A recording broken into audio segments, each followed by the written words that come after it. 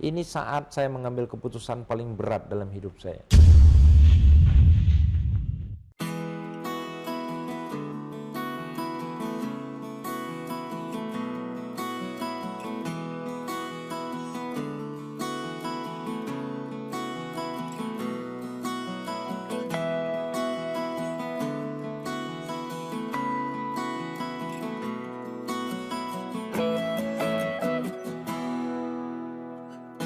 Assalamualaikum warahmatullahi wabarakatuh. Saya Agus Triarsanto, manajer online Tribun Batam ID.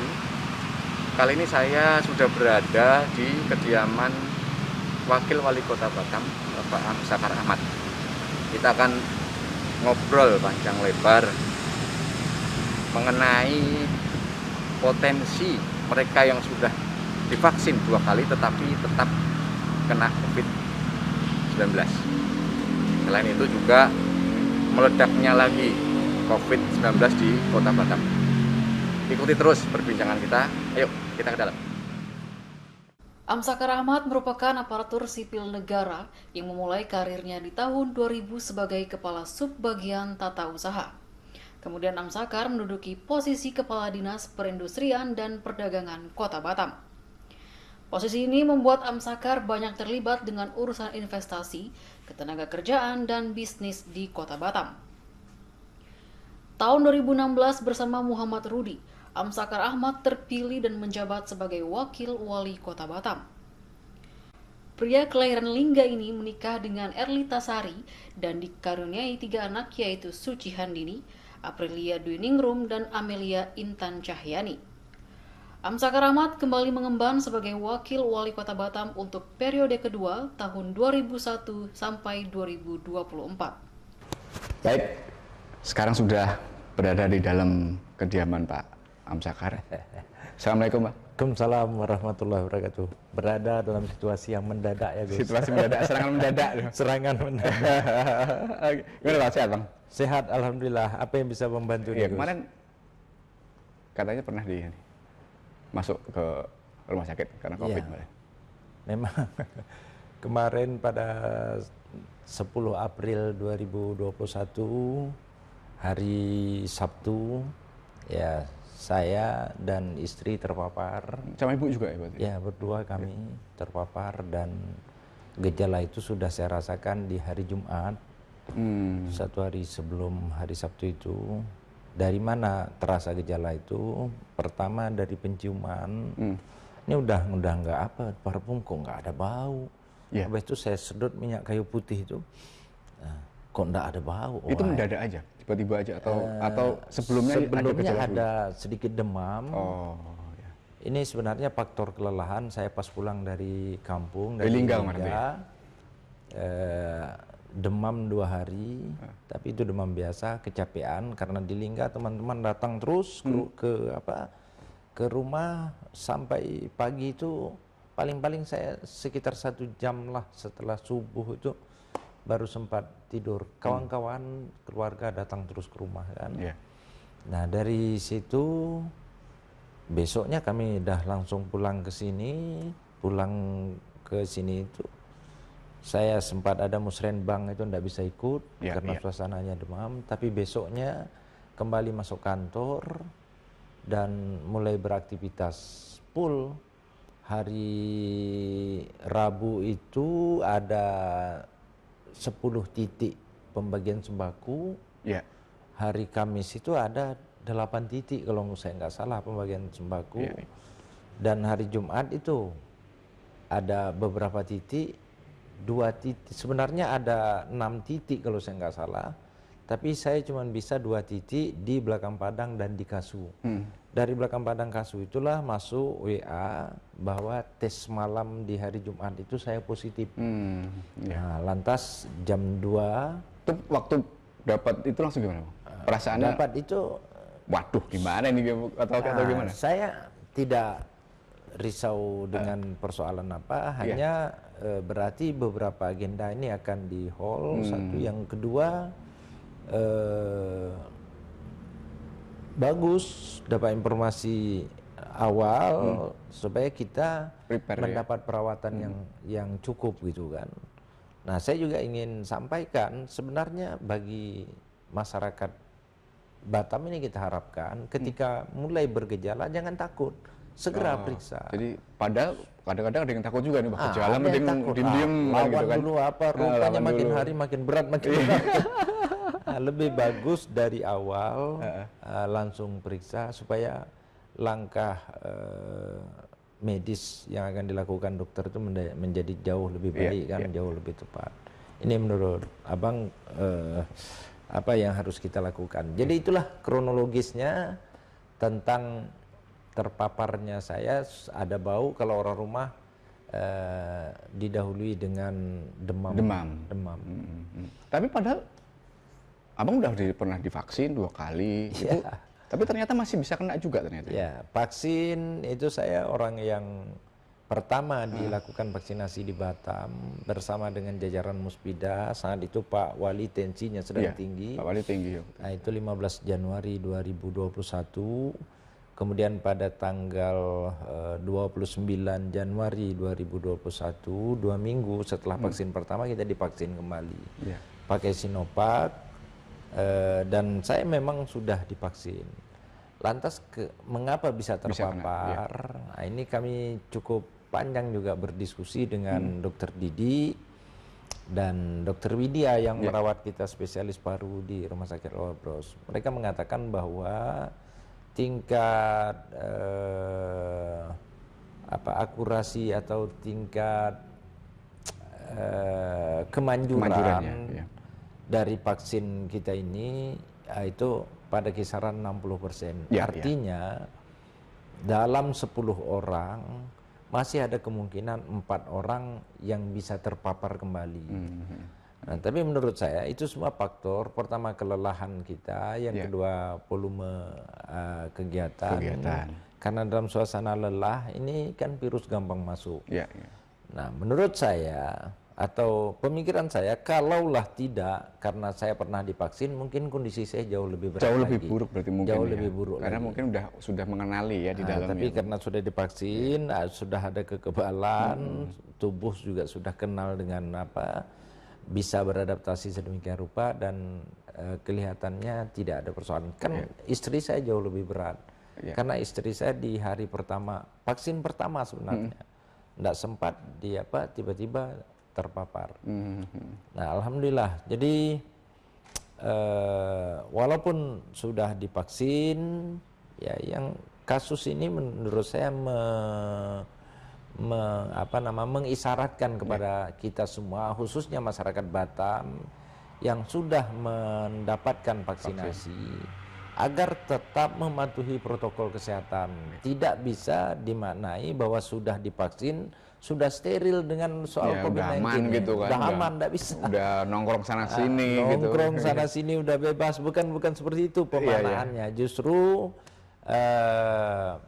dengan vaksinasi itu kita percaya imun tubuh kita akan membaik, tapi praktek penerapan protokol kesehatannya tetap juga harus kita patuhi. Itu yang saya pikir kasus yang saya hadapi itu memberikan pembelajaran bagi kita semua. Di rumah sakit berapa hari kemarin, Bang? Di rumah sakit saya masuk tanggal 10 April, keluarnya tanggal 5 hari setelah itu, 6 hari setelah itu. Ya, keluar, lupa saya tanggal berapa, tapi 5 harinya sudah dilakukan swab karena kondisi saya kelihatan tidak ada persoalan. Lantas dokter meminta saya dilakukan swab, tapi besok pagi supaya tidak juga hati was-was, saya juga ingin dilakukan swab lagi. Ternyata sama juga dengan Dokter Widya, sama pula dengan Dokter Didi, bagus dilakukan swab lagi. Jadi hari Jumat ada 1 swab, hari Sabtu ada sekali lagi swab. Dah positif itu baru keluar saya di hari Sabtu. Bosan nggak di rumah sakit? Jadi, waduh, luar biasa. Nah, jadi COVID-19 ini menurut saya yang paling berat itu kita berada dalam situasi terkungkung di rumah sakit itu, nggak bisa berinteraksi kemana-mana. yang semula volume kita, kegiatan kita sangat tinggi ke masyarakat, tiba-tiba harus berhadapan dengan ruangan yang 2x3 plus televisi. Itu bayangkanlah momennya. Tertekan banget berarti. Disitulah persoalan. Persoalan kuncinya ada di situ. Iya, iya. Dan ngisinya gimana? Ngisi bosennya apa?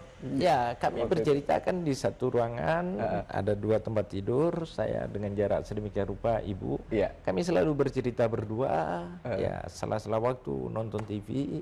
Saya kebetulan di situ sudah memperkirakan akan banyak waktu yang kosong, maka saya bawa buku juga.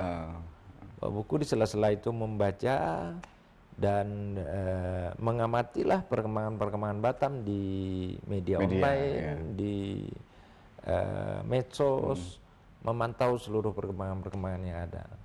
Nah, itulah cara akhirnya untuk mengurai kejenuhan yang disebabkan terkungkungnya terisolasi. Betul-betul merasa diisolasi di rumah sakit. Dijenguk nggak bisa, dijenguk nggak bisa, keluar nggak bisa.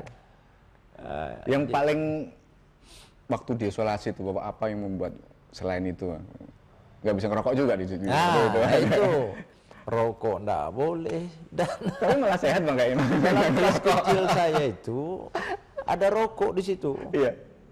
Ada rokok 2 bungkus, 1 yang sudah dibuka, 1 yang masih belum terbuka. Ada rokok di sini. Lantas saya cobalah iseng-iseng buka yang sudah dibuka itu, coba cium gitu, wah baunya sudah tengik betul, dan nggak bisa ini. Artinya penciumannya sudah mulai bisa. Udah mulai bisa, tapi masih belum normal. Belum normal ya. Ya, jadi besoknya akhirnya yang sudah terambil beberapa batang itu saya buang. Saya buang, cuman besok, pas betul besok itu, lupa saya hari apa. Besoknya, jangan-jangan yang ini karena sudah terbuka, udah masuk angin, baunya udah enggak apa. Coba yang ini, saya buka lagi yang belum dibuka. Saya cium rupanya sama juga. Oh ya udah, berarti kesimpulannya rasa ini sudah mulai, tapi masih belum normal. Kemudian pada saat makan itu selera menu yang ada di situ rasanya ya sama begitu-begitu aja rasanya. Iya, karena kan penciuman nggak bisa kan? Nggak ada sesuatu yang apa. Kalau di sini kemarin saya ngetesnya cium dengan apa? Cium dengan minyak kayu putih itu disedot betul. Nggak ada apa-apa. Kemudian makan, saya bantai makan cabai sepedas-pedasnya cabai setan itu, biasa aja. Itu. Jadi ya alhamdulillah, ya, hikmahnya ternyata rokok menjadi tak enak.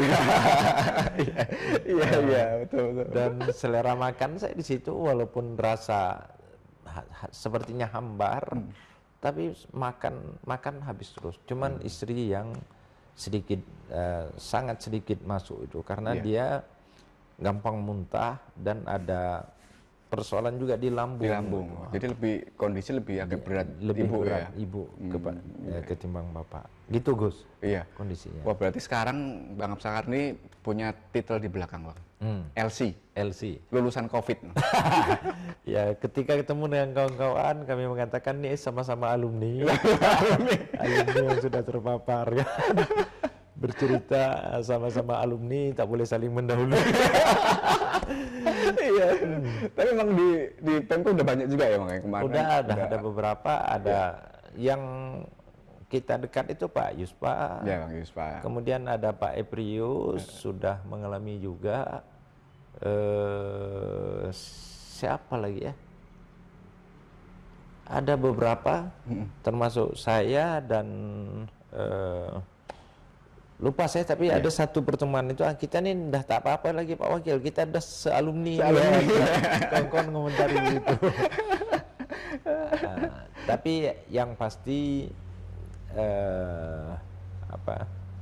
kasus itu justru memberikan pembelajaran penting kepada kita agar betul-betul dapat mematuhi protokol kesehatan dan jaga betul kondisi fisik, jangan sampai lelah, jangan sampai dalam suasana yang sangat capek begitu.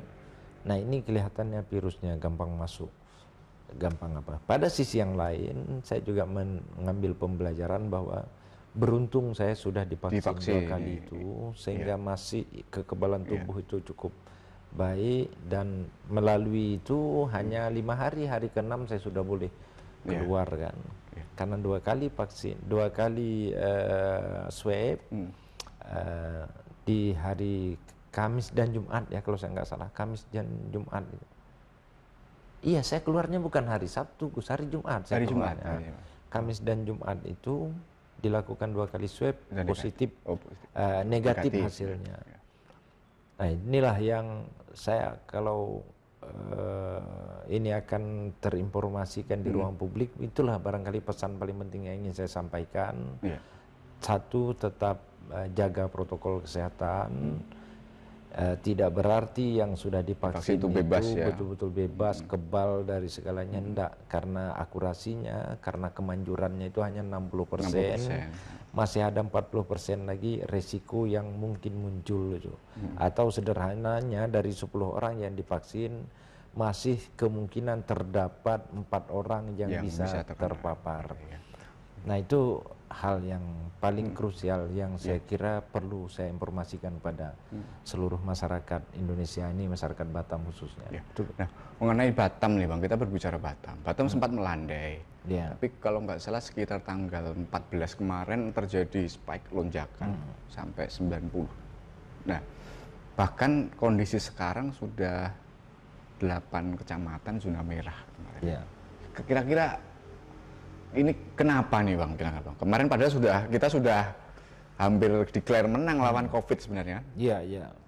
Betul. Sebenarnya pada awal tim gugus tugas yang kemudian berubah menjadi satuan tugas COVID-19 di Kota Batam ini, kita sangat confident bahwa persoalan ini bisa kita selesaikan. Nah, tetapi saat itulah kita bahkan mengembangkan wacana untuk travel bubble itu kembali membuka hubungan kepariwisataan dengan Singapura dan Malaysia. Di Nongsa, lantas untuk wilayah Kepri-nya kita akan pusatkan di Lagoy. Tapi sempat mengalami 2 kali koreksi soal tenggat waktunya, sampai yang terakhir karena ternyata pelan-pelan grafiknya mulai naik, maka rencana membuka hubungan kepariwisataan ini kembali lagi harus kita tinjau ulang bersama-sama dengan pemerintahan Singapura dan dubes kita, konjen sini, akhirnya memang harus dilakukan kaji ulang. Nah, yang saya ingin sampaikan, optimisme itu ternyata menimbulkan keterkejutan kita. Dan kelihatannya bukan hanya Batam, hampir seluruh wilayah Indonesia sekarang sedang mengalami lompatan kasus. India bahkan sudah disebut ini gelombang ketiga ya, lebih dahsyat lagi. Nah, kita nggak tahu apakah ini berkorelasi dengan cuaca atau apa, tapi bagi saya yang terpenting ini menjadi sinyal yang kuat bagi kita untuk melakukan evaluasi terhadap kebiasaan keseharian kita semua.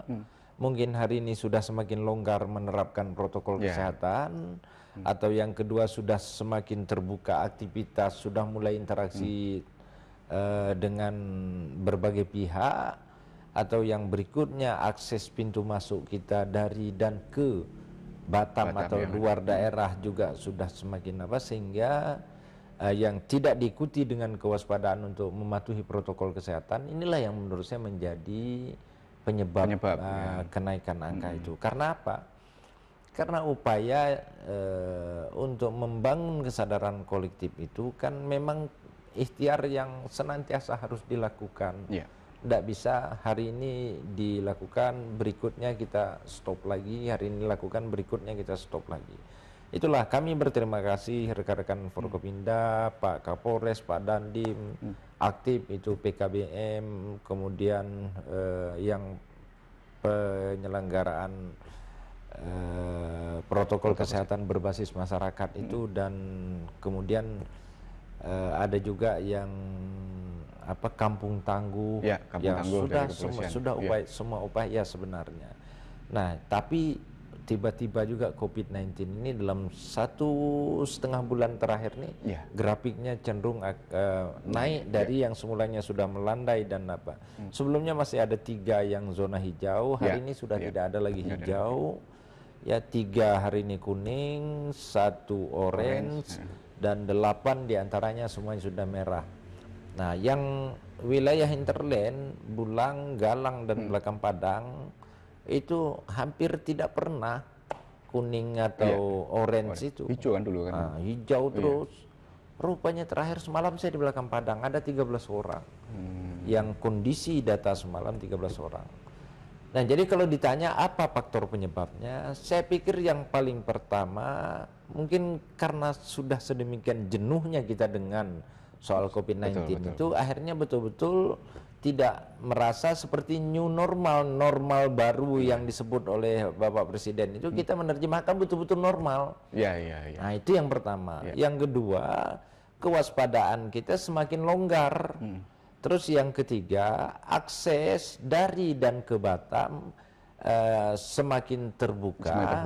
Bukan ada masalah, tidak ada persoalan dengan terbukanya akses itu, tetapi yang kita harapkan tetap dengan protokol kesehatan yang ketat. Itu yang ketiga.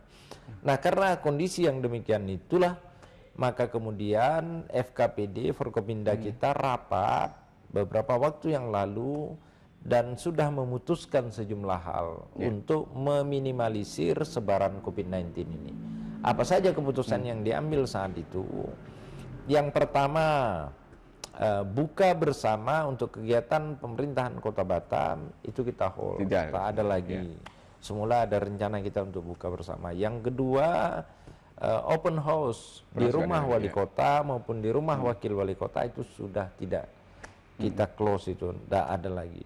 Terus yang ketiga, praktek penyelenggaraan di rumah ibadah pada saat safari Ramadan atau tarawih atau tadarus, prinsipnya itu diperbolehkan dengan catatan harus menerapkan protokol kesehatan yang ketat. Saya sampai dengan semalam sudah 5 hari melakukan 4 hari melakukan safari Ramadan. Saya berbahagia di bawah itu.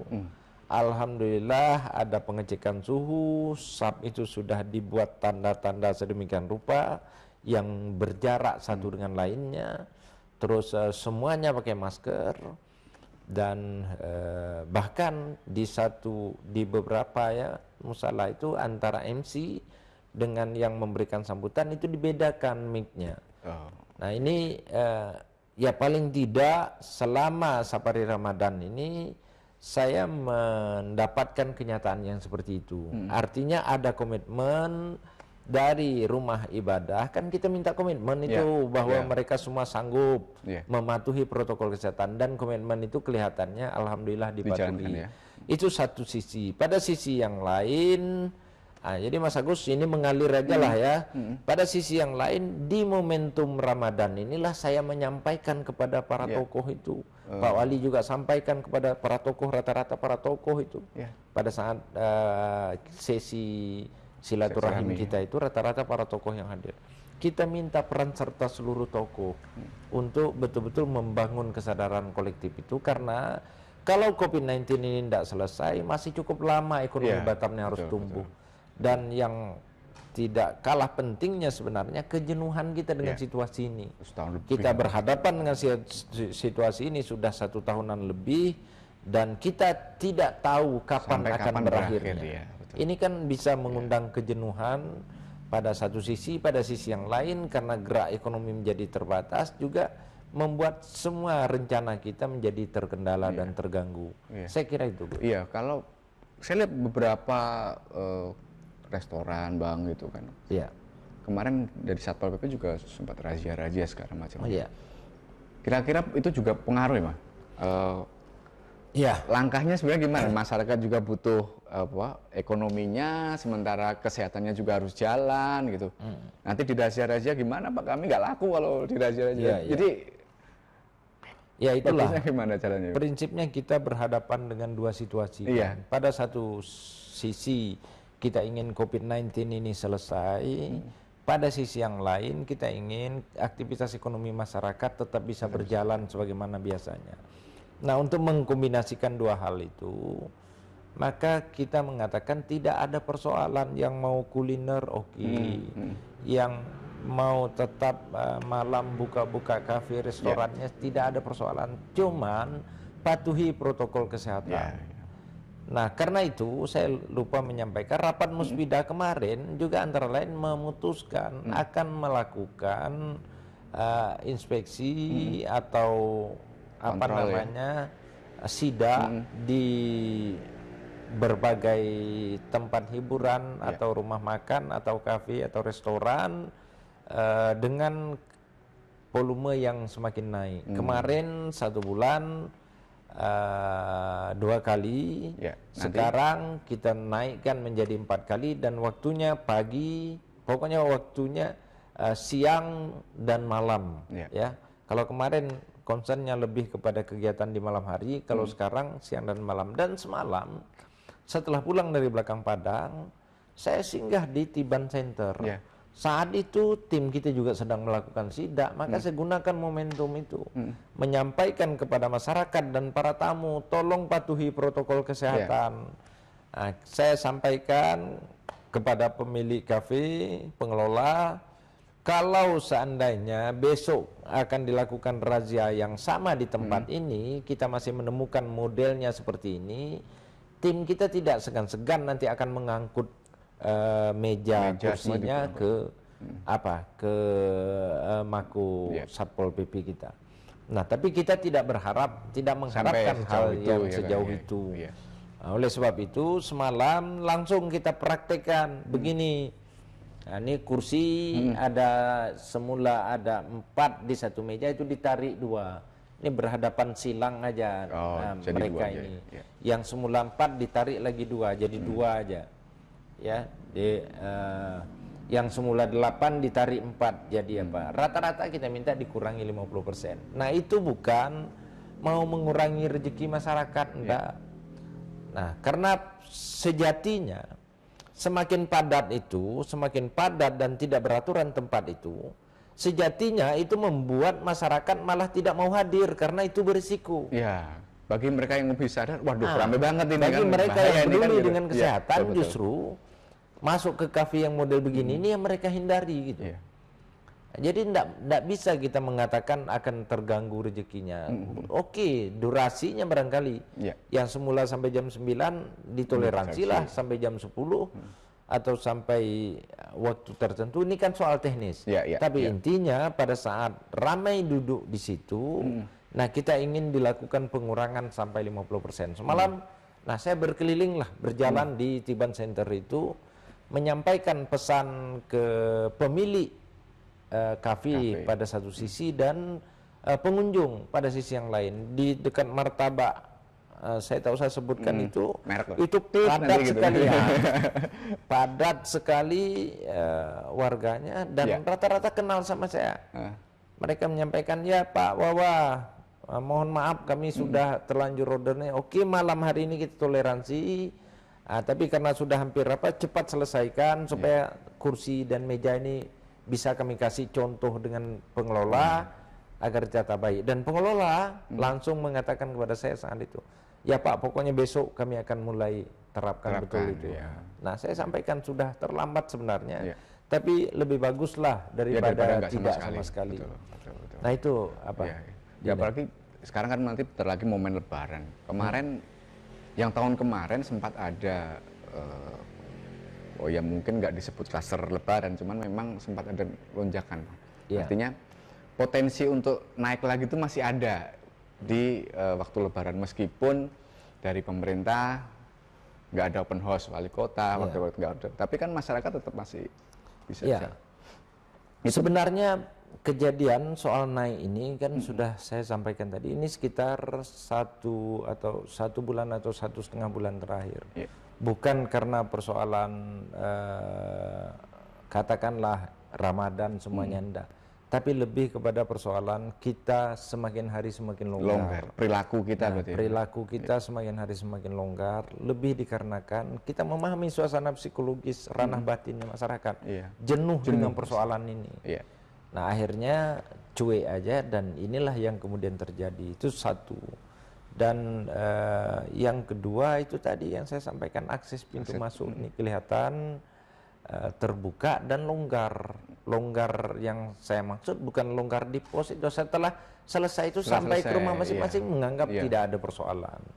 Nah, sebelumnya kan kalau sudah sampai di rumah butuh sekitar 1 minggu dulu untuk tetap di rumah, nggak usah melaksanakan aktivitas kemana-mana, dan dicek kesehatan dari hari ke hari. Nah, jadi betul Ramadan, bukan Ramadan, Idul Fitri nanti kemungkinan masih bisa menaik, karena terus terang aja sekarang sembuh misalnya 30 terpapar 30 orang, sembuhnya sekitar 20-22 orang. Ada sekali waktu terpapar 15 orang, sembuhnya sekitar 9-10 orang. Nah, kalau saya lihat, kecuali 3 hari yang lalu itu 3 hari berturut-turut, justru tingkat kesembuhan jauh lebih besar dari tingkat yang terpapar. Tapi sekarang 2 hari terakhir ini naik lagi, yang terpapar jauh lebih besar ketimbang yang sembuh. Nah, saya kira trennya sampai ke Idul Fitri nanti mungkin masih berkecamuk lah kita dengan persoalan itu. Walaupun saya harapkan, ya kita semua lah, saya kira warga Batam ini mengharapkan agar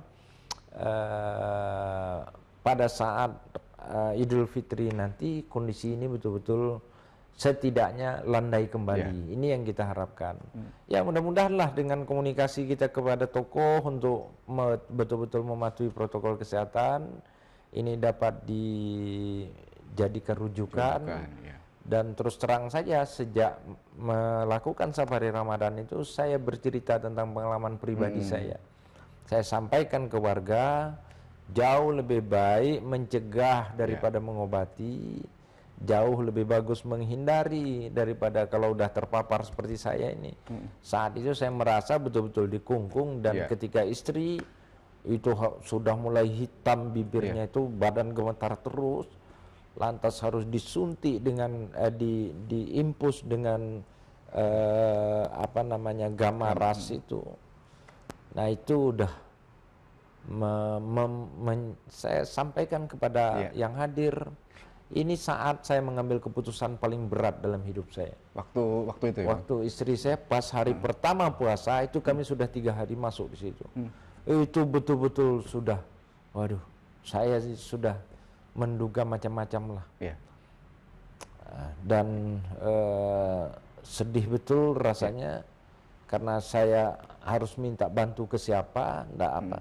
Untunglah setengah jam setelah itu ada perawat masuk. Saya bilang dengan perawat, tolong segera tangani istri saya ini. Nah, lantas baru dokter masuk, dicek semua, alat-alat masuk semua situ, dicek paru-paru, jantung, semua udah kabel aja isinya ini. Lalu dikasih oksigen. Sekitar 1,5 jam lah, dari sekitar jam 6 sekian sampai ke jam 7 sekian itu baru mulai keringat mengalir. Jadi abang menyaksikan langsung kondisi ibu saat kondisi yang berat lah di situ ya waktu itu. Saya betul-betul merasakan bahwa ini. Nah, pengalaman itulah yang saya ceritakan kepada masyarakat. Harapan saya, karena saya sumber pertama ini yang menceritakan langsung. Harapan saya memang terbangunlah kesadaran itu. Bahkan ke ibu-ibu yang ikut di tarawih berjamaah itu. Ibu-ibu, saya mohon betul, sekarang bantulah saya mencereweti orang di rumah ibu-ibu itu, baik suami maupun anak-anak. Tolonglah ibu cerewet-cerewetkan. Kalau ke bapak-bapak, belanja aja dulu. Mulai dari bagaimana anak itu pulang, cuci tangan segala macam, suami juga seperti itu. Bantulah bu. Nah, ini yang saya pesankan. Jadi intinya tetap juga dibutuhkan kolektivitas, kebersamaan untuk membangun spirit melawan COVID-19 dengan mematuhi protokol kesehatan itu. Mengenai pendidikan, Bang, Ya. kira-kira kan Pak Menteri kemarin juga sudah mendeklarasikan kalau nggak salah tahun ajaran baru sudah mulai dibuka. Mengingat Batam kondisi seperti ini, sudah ada pembahasan belum mengenai rencana apakah kan beberapa kali kalau nggak salah sudah mulai tatap muka juga dengan itu. Iya. Sekolah tatap muka itu sudah dibuka, tapi dengan komitmen, ya. Dengan komitmen itu yang dibuktikan melalui penandatanganan surat perjanjian dari penyelenggara pendidikan, sekolah, dan wali siswa atau wali murid. Nah, mereka yang mau anaknya masuk itu akan menandatangani form tertentu. Nah, ini kita lakukan, dan saat itu ada tiga sekolah yang kemudian terpapar. 3 sekolah terpapar, tapi itu bukan klaster sekolah. Interaksinya dari orang tuanya, terpaparnya dari rumah. Oh, iya. Tapi sebagai konsekuensi 3 sekolah itu lalu kita tutup selama 2 minggu. Nah, saya ingin katakan untuk case pembelajaran di rumah atau pembelajaran di sekolah ini sesuai dengan regulasi yang ada dari Pak Menteri. Tapi sampai dengan saat ini kita masih membuka belajar di sekolah. Ya, kita masih membuka belajar di sekolah, tapi dengan protokol kesehatan yang ketat. Dan terus terang, Linda, Abang turun di banyak SD dan SMP. Turun kemarin, kita turun ke SMP berapa di sini? SMP 10 ya. SMP 10, SD 28, kemudian dekat saya turun di banyak sekolah. Justru sekolah itu paling patuh dengan protokol kesehatan. Patuh sekali, masuk aja anak tuh langsung ada 2 yang cek suhunya, tam. Setelah anak masuk langsung berapa langkah sudah cek suhu, cuci tangan. Habis itu masuk ke ruangan, saya masuk langsung di ruangan. Nah, ruangan itu langsung berjarak sedemikian rupa. Satu dengan guru pakai gitu plastik begitu. Pembatas ya. Pembatas. Nah, jadi menurut saya sekolah yang paling patuh itu. Dan juga tidak ditutup kemungkinan ada orang tua yang tidak mau anaknya sekolah tetap mau belajar di rumah. Ya itu pakai daring. Jadi memberikan materi pembelajaran ke anak-anak di situ, tapi sekaligus anak-anak di rumah. Jadi tidak ada yang terganggu dengan persoalan itu. Tapi ke depan ini seperti apa nanti akan ada kebijakan, karena selama musim COVID-19 ini regulasi ini selalu menyesuaikan dengan situasi kan. Kadang-kadang setelah muncul Permendagri baru, lihat situasi tertentu, muncul lagi Permendagri yang baru. Setelah muncul Permendiknas tertentu, lalu setelah situasi muncul lagi ketentuan yang baru. Ya, kita pasti akan melakukan penyesuaian, adaptasi dengan regulasi yang sudah ada itu.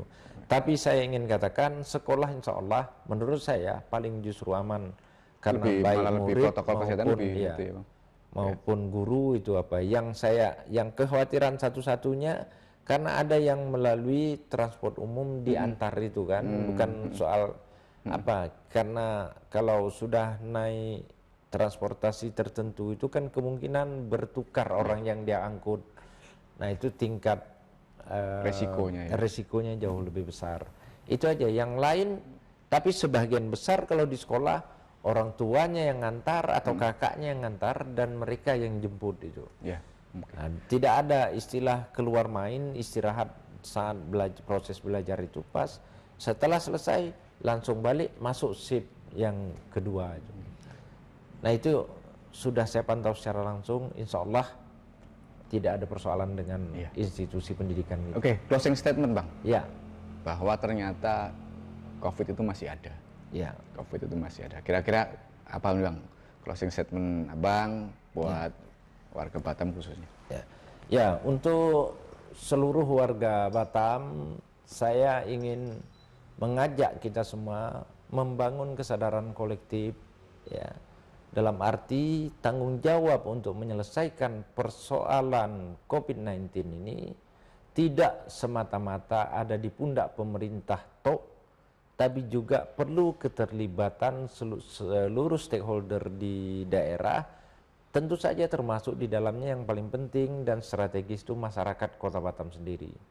Nah, kepada para tokoh, Pak RT, Pak RW, ya, tokoh masyarakat, kemudian tokoh agama yang selama ini tuturnya didengar oleh masyarakat, saya harapkan bisa menjadi penyambung lidah pemerintah untuk menyampaikan bahwa protokol kesehatan itu hal yang sungguh sangat penting.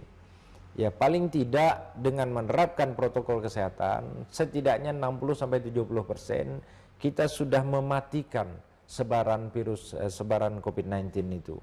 Itu yang kedua. Terus yang ketiga, harus kita waspadai juga perjalanan ke depan ini, karena dari grafik yang ada, kemungkinan masih bertumbuh sebaran COVID-19 itu, dan saya sebagai orang yang sudah mengalami secara langsung bagaimana dampak dari terpapar COVID-19 itu yang luar biasa. Saya harapkan masyarakat Batam jangan sampai mengalami hal yang sama seperti yang saya rasakan. Dan mari kita berdoa agar 468 lagi kalau saya tidak salah yang masih positif segera sembuh dan dapat melaksanakan aktivitas sebagaimana biasanya. Yakinlah dengan bersama semuanya menjadi mudah, semuanya menjadi bisa, dan insya Allah kita bisa keluar dari musibah ini kalau semuanya dapat mematuhi protokol kesehatan itu. Itu saja barangkali closing statement yang ingin saya sampaikan, dan mari kita jadikan puasa ini sebagai energi membangun energi positif untuk melakukan doa secara khusyuk dan tawadu agar wabah ini bisa segera keluar dan masyarakat Batam bebas dari COVID-19 ini. Ini barangkali yang dapat saya sampaikan. Terima kasih Dinda, terima kasih, dan mudah-mudahan dialog kita hari ini berkontribusi untuk semakin menyebarluaskan informasi ini ke ruang publik. Demikian, terima kasih. Assalamualaikum warahmatullahi wabarakatuh. Oke, demikianlah obrolan kita dengan Bang Amsakar. Sampai jumpa di lain waktu bersama saya, Agus Triarsanto. Salam sehat. Salam sehat.